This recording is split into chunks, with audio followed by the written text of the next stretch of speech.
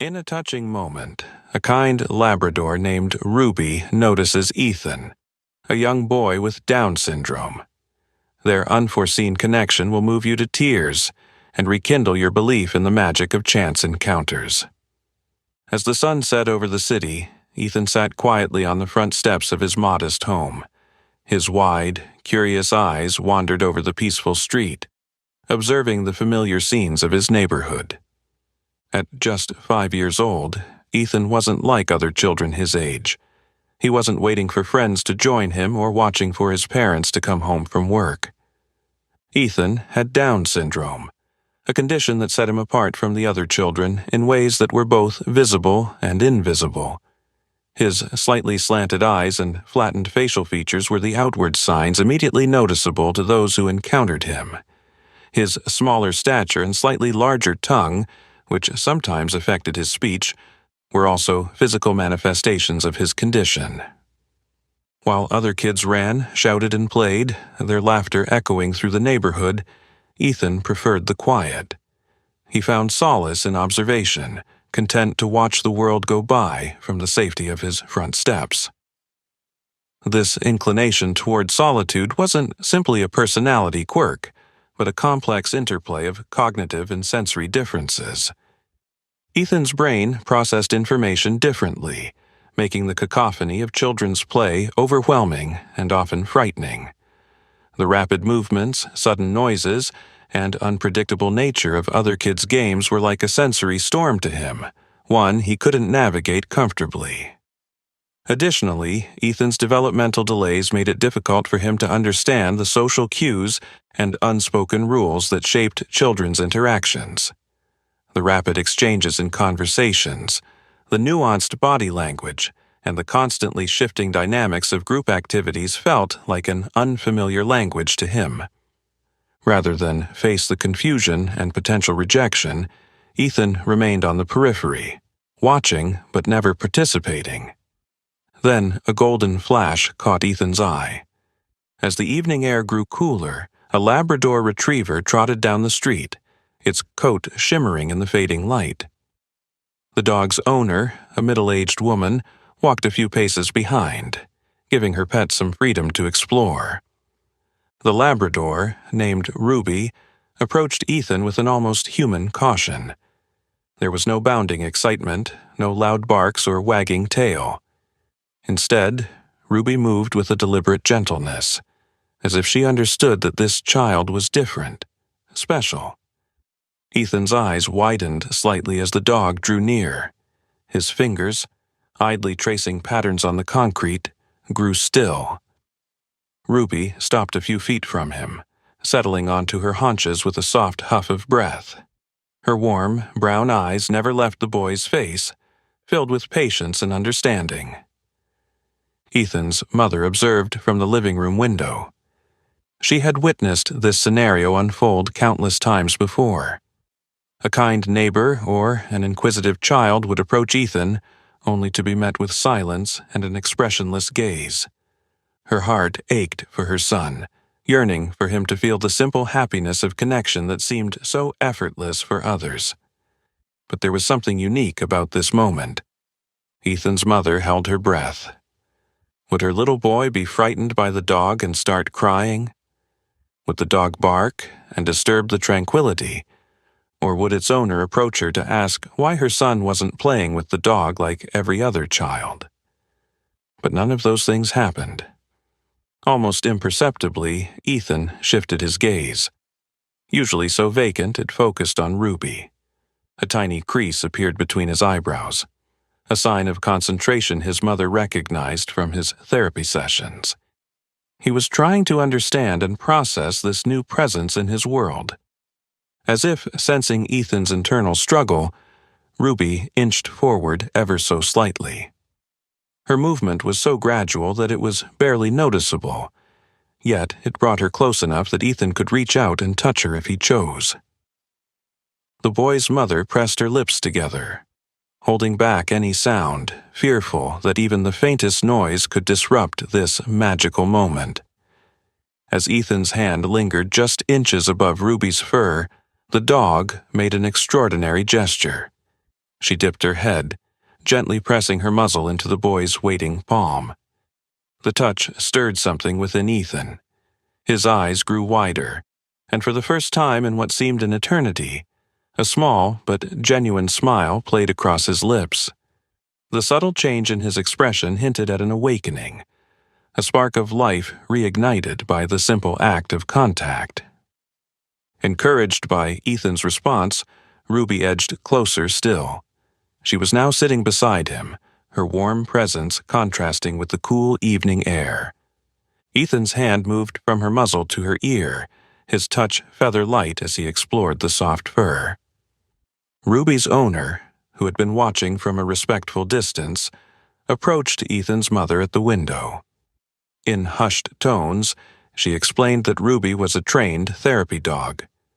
She worked with children who had various special needs, but she had never seen her connect with a child quite like this before. As the two women talked, their voices barely above a whisper, Ethan continued his quiet exploration of Ruby. His actions were measured and careful, yet there was a spark of curiosity in his eyes that his mother hadn't seen in years. Then, without warning, Ethan did something that left both women gasping. He leaned forward and gently wrapped his arms around Ruby's neck in a tender hug. The dog stayed completely still, offering the boy a quiet moment of connection. As the hug ended, Ethan leaned back onto the step, but his hand remained nestled in Ruby's soft fur. The smile on his face had widened, lighting up his features with a newfound sense of peace and happiness. Ruby's owner, seeing her dog's profound impact on Ethan, made his mother an offer that would change their lives forever. She suggested that Ruby could visit the little boy regularly, under her supervision, as a form of animal-assisted therapy. Ethan's mother agreed without hesitation, feeling hopeful for the first time in a long while. As Ruby and her owner prepared to leave, promising to return soon, Ethan did something that left both women in awe. He looked directly at the dog and whispered, "Bye-bye." It was the first word he had spoken in a while. In the days that followed, Ethan's mother observed subtle but meaningful changes in her son. He appeared more attentive and more connected to his surroundings. During his usual therapy sessions, his therapist commented on his enhanced focus and newfound eagerness to participate. Ruby's visits quickly became the brightest part of Ethan's week. Every time the Labrador arrived, the boy's face lit up with a happiness his mother had nearly forgotten he was capable of showing. As weeks turned into months, Ethan's progress astounded everyone around him. He began using simple words more frequently with Ruby and his family. His therapist incorporated the dog into their sessions, using the dog as a bridge to help Ethan connect with the world around him.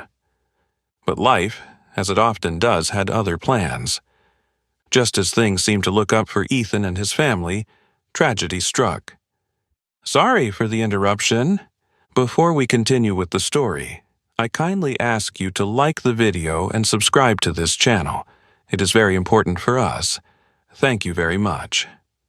Ruby's owner fell ill. What started as a simple cold quickly developed into pneumonia, landing her in the hospital. She could not care for her pet, so the dog was temporarily put in a shelter.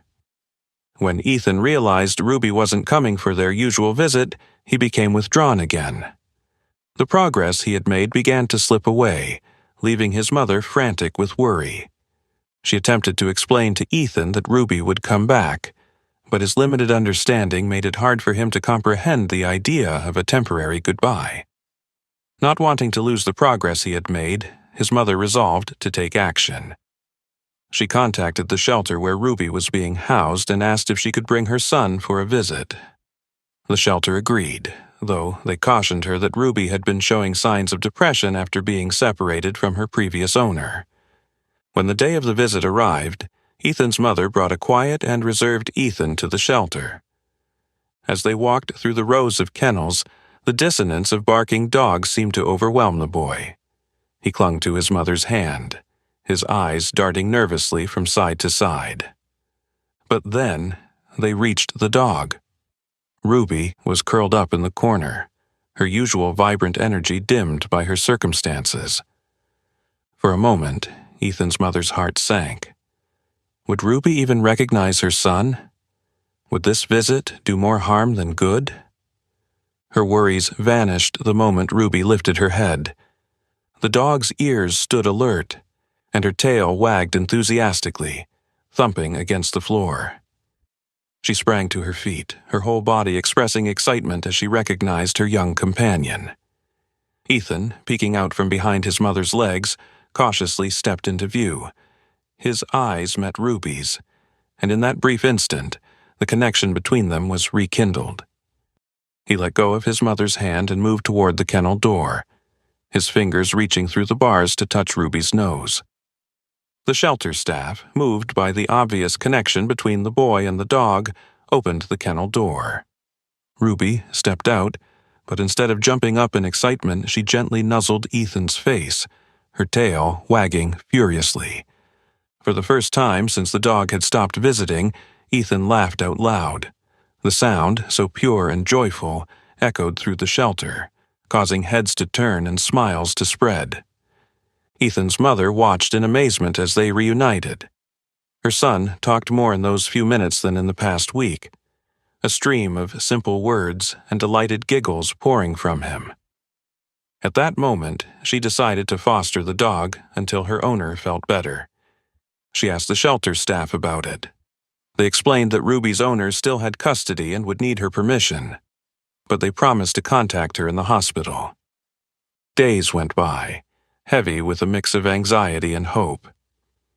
Ethan's mother visited Ruby's owner in the hospital, sharing their story and pleading her case. The owner, aware that her recovery would take a long time, couldn't stand the thought of Ruby suffering in the shelter, or Ethan losing the progress he had made without his newfound companion. In a selfless decision, she not only gave her blessing for Ruby to be fostered, but also allowed Ethan's family to adopt her permanently. With the owner's blessing, Ethan's mother began the adoption process. The day they brought Ruby home was one of celebration. Ethan, who usually shied away from the commotion, was in the thick of it, his hand never leaving the dog's fur.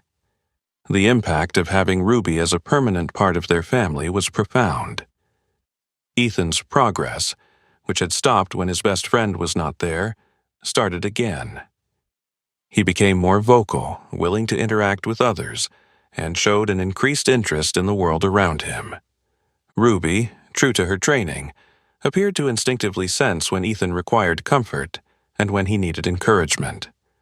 During his meltdowns, she would lie silently at his side, her calm presence soothing his overwhelmed senses. In therapy sessions, she took an active role, assisting Ethan in maintaining focus and inspiring him to persevere through difficult tasks. Ethan's connection with Ruby deepened, as did his connections with the people around him. He began to make eye contact more frequently, respond to his name more consistently, and even initiate interactions with his family members. One particularly memorable moment came during a family gathering. Usually, Ethan would retreat to a quiet corner, overwhelmed by the noise and activity. But with Ruby by his side, this time he remained in the living room. When his cousin approached, curious about the dog, Ethan didn't shy away. Instead, he looked at his cousin, then at Ruby, and said clearly, "My friend." The room fell silent, then erupted in joyful tears and laughter. Ethan, startled by the reaction, buried his face in Ruby's fur, but there was a smile on his face that spoke volumes about his growing understanding of connection and belonging. Ethan's confidence grew with Ruby by his side, so his mother decided it was time for him to attend the local park playground more regularly. The park had always been a source of anxiety for Ethan, with its noisy swings, shouting children, and unpredictable interactions. But with Ruby's calming presence, he began to show interest in the colorful slides and merry-go-rounds that had once seemed so intimidating. They started with 10-minute visits and slowly built their confidence around every park area. On a particularly sunny Saturday afternoon, Ethan's mother decided it was the perfect day for a longer visit to the park. The air was filled with the sweet scent of blooming flowers, and children's laughter echoed across the playground. Ethan held Ruby's leash tightly as they approached the park entrance, his eyes brimming with both excitement and apprehension. "Why don't you try the swings today, Ethan?" his mother suggested softly, gesturing toward the empty swing set. Her son gave a hesitant nod, taking a cautious step toward the playground. As they moved closer to the play area, Ethan's mother spotted an ice cream vendor setting up a cart near the park's entrance. "Oh, look, Ethan. Would you like some ice cream?" she asked, hoping that a refreshing treat might help calm her son's nerves.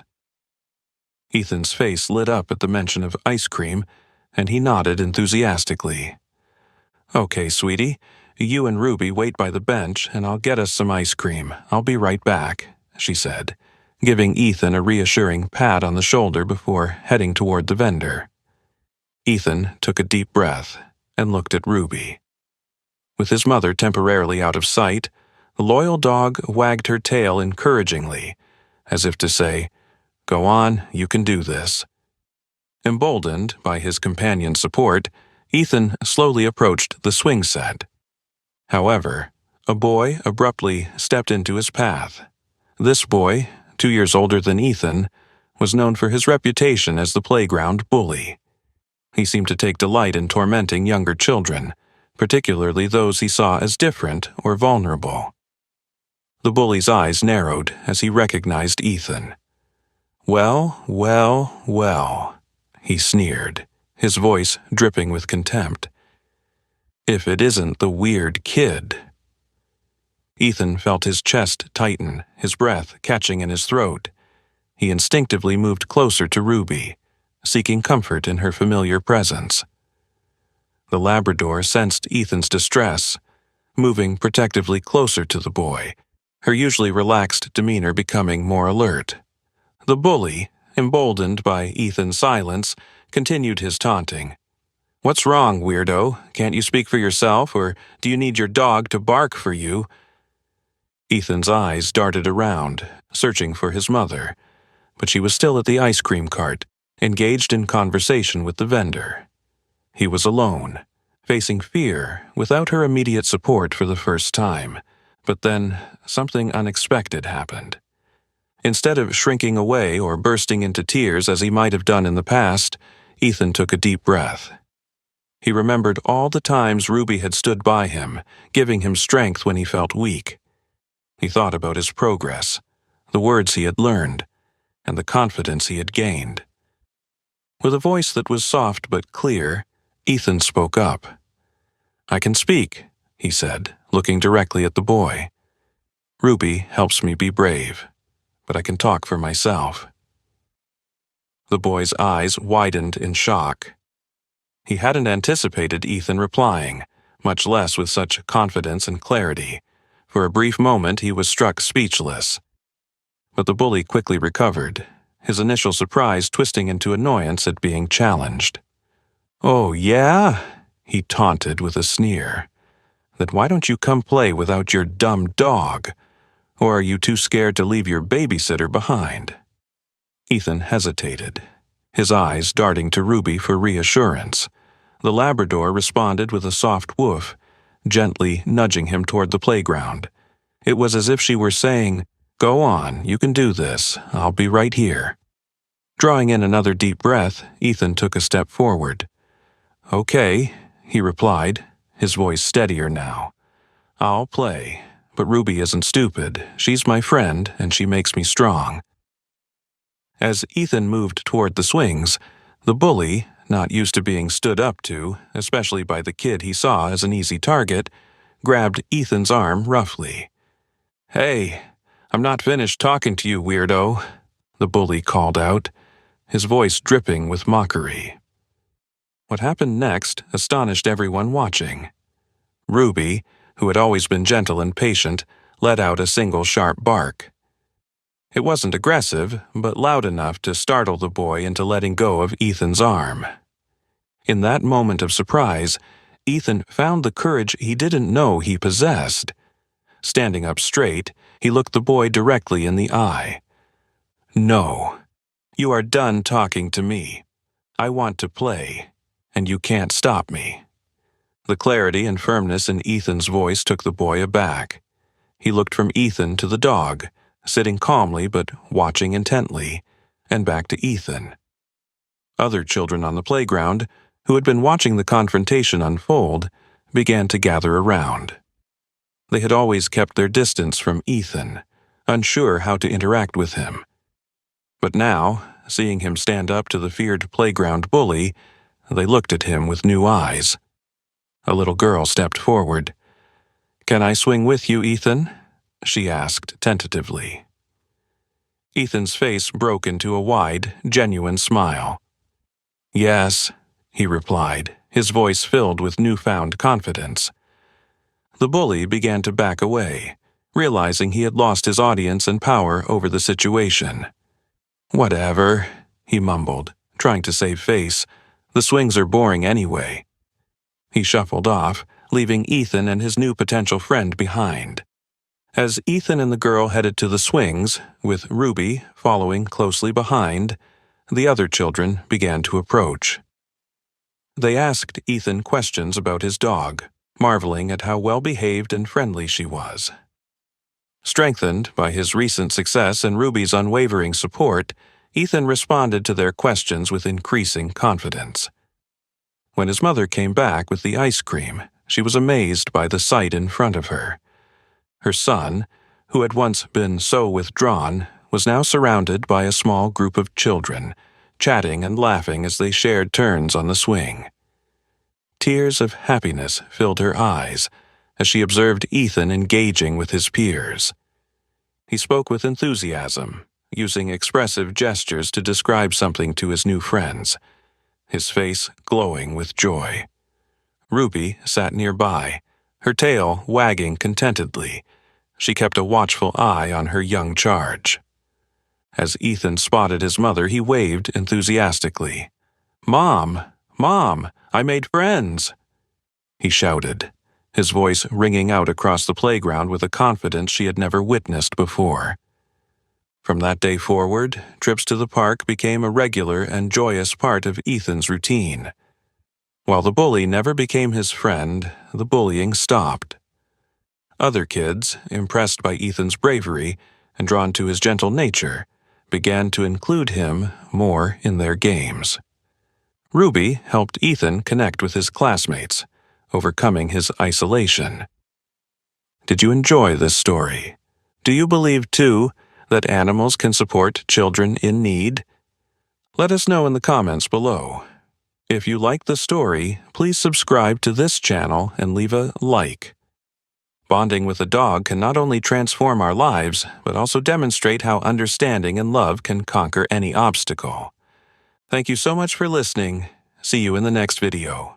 Have a great day.